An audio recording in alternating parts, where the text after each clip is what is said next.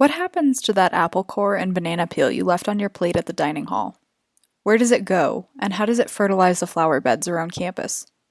You might know that NAU composts food waste, but what does that mean for our campus? In today's episode, we're going to explore these questions and learn about the composting cycle at NAU. I'm your host, and welcome to Terra Bytes.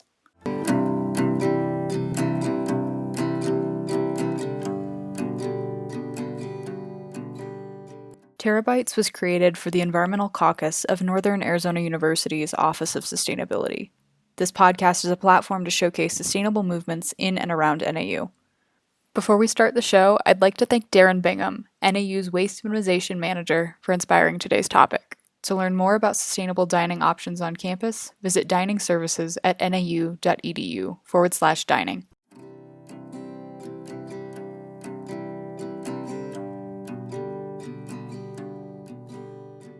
Campus composting is a team effort and requires the partnership of dining services and facility services. Dining services separates and collects food materials in back-of-house operations, while facility services works with student compost technicians to provide equipment expertise at the composting site. Compost technicians transport the majority of compost material to the composting site. So, where do you fit into this? Well, whenever you eat at one of NAU's dining halls, your scraps head to Howard's Mesa, where those scraps are turned into soil. NAU composts over 300,000 pounds of material annually, which prevents 250 metric tons of carbon dioxide from entering the atmosphere. To answer my questions about the composting cycle at NAU, I traveled to Howard's Mesa to speak to Howard Coldwell, the compost project manager for the grounds department at NAU, and overall one of the most knowledgeable outdoorsmen you can meet. Howard explained how composting at NAU started and how it evolved into what it is today.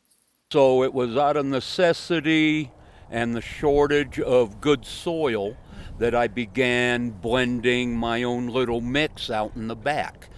And it was just incorporating the green waste from campus, which was collected by the grounds department, leaves, lawn clippings, pine needles and such. And I'd end up with 30, 40 yards the first go around, and the bosses found some of the dirt I brought out to a project site and said, "Where are you getting this?" And I told them that I am blending it out in the back, and they decided and told me, "Whatever you're doing out in the back, continue." Howard's backdoor soil operations started composting at NAU, but how did it evolve into the large-scale operation it is today, with so many stakeholders involved? The original program began with what we collected here with the grounds department, so I'll call that the grounds department project. We did that for 3 years or so, and then I was approached by my boss's bosses that there were some students doing a graduate paper on the theories and principles of composting, and would I take them out in back and show them what we have started, and if I could help them do their experimentations and their work on their papers. So with that, we incorporated what they call pre-consumer goods from the dining hall, which is vegetable scraps, trimmings, that such. So we ended up doing that for a whole year. They wrote their paper. Everything went fantastic. In fact, when the kids graduated, they actually opened up a composting business in town because of that direct project. That was very cool. And since then, we have evolved into post-consumer waste from the dining halls. So through their Office of Sustainability Dining Hall Services, they purchased a couple of machines called the SOMAT 2000, I believe. And what that basically entails is all the waste from the plates, no more garbage cans, everything is thrown into a type of a garbage disposal, and it grinds, it emulsifies, it steams it, and it kicks it out into a bucket outside of the dining hall, and then the student workers bring that to Howard's Mesa, where I incorporate it into the piles. But soil is just dirt, right? What makes this compost so special? Maybe Howard can answer that for you. Soil is the basics of all life. Without it, nothing grows, or without the proper soil. So up here we have a tremendous amount of red clay, or it's heavy in the limestone area, which is extremely hard to get plants to grow. So it all evolves around composting and amending what soil you have to make it the best you can.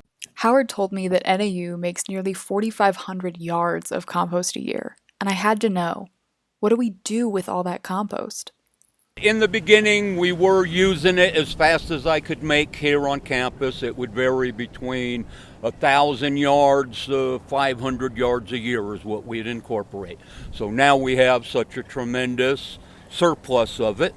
I originally began giving it to community gardens, school groups, and then we just got permission late last year to start actually selling to the public. So we'll sell to anyone, all the public. I have a couple contract landscaping companies that purchase from us.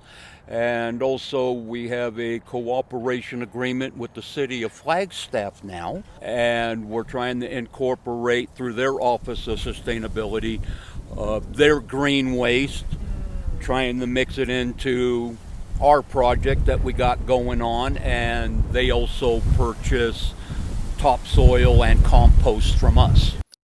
If you're interested in working with Howard, he would love to have you visit his Mesa. So I do get a lot of student interest when it's related to their studies, and I'm always willing to bring them out here and show them the piles, and they ask their questions, and if I can, I'll answer them, and then they do whatever type of experimentation their classes are geared for.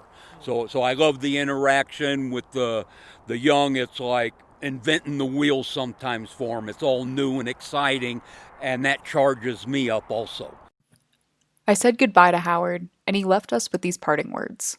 Glad that it's a little interest being shown out there, and it's a good thing that needs to be shown, and the more people that get involved, the better off we'll all be.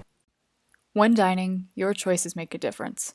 By only taking what you'll eat, you make Howard's job and the job of so many other workers easier. NAU's composting services are such an innovative way to reduce food waste produced on campus. But this doesn't mean that when dining out we should waste food.